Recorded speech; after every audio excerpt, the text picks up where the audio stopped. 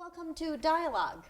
Let's talk about this. Do you actually go to the movies during the Chinese during the Chinese New Year? I plan to, but it will be very cautious to what to choose. And Alex might have some recommendations. But we have tried the Great Wall with the family. There was a disaster. We didn't really stay until the end of it.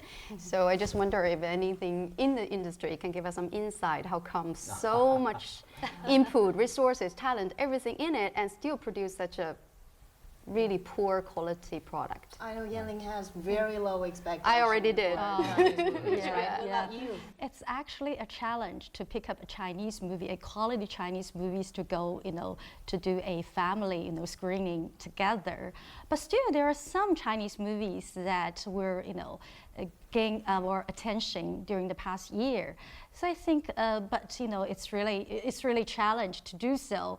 We need to pick it very carefully. But still, the Chinese New Year gained some international awards during the past year, which we need to give them applauses, for the best directors and the best actors and actresses in the Taiwan Golden Horse Awards, as well as some Berlin International Film Festivals, as well as others. So it's like a kind of, complex to view and comment the total performance of the Chinese New Year, the Chinese movies, yeah.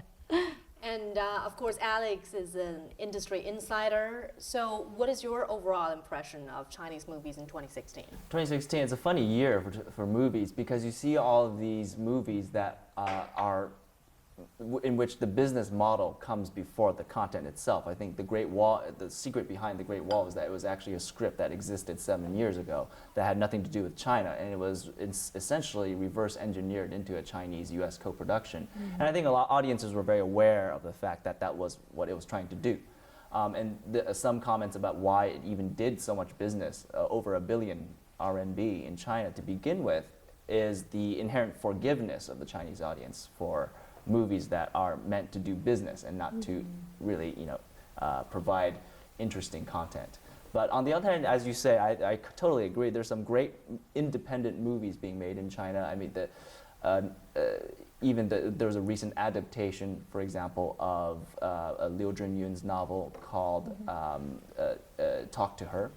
And it was screened. It will be screened in the international festival. Great IP. It was a great novel, and it was adapted beautifully by a young female director. And of course, I Am Not Madame Bovary, I think would be a great movie to take my family to see, even though it's not traditionally thought of as a family movie. Nevertheless, it was met with great applause, and it generated a lot of criticism as well and a lot of commentary. But as good movies are meant to do.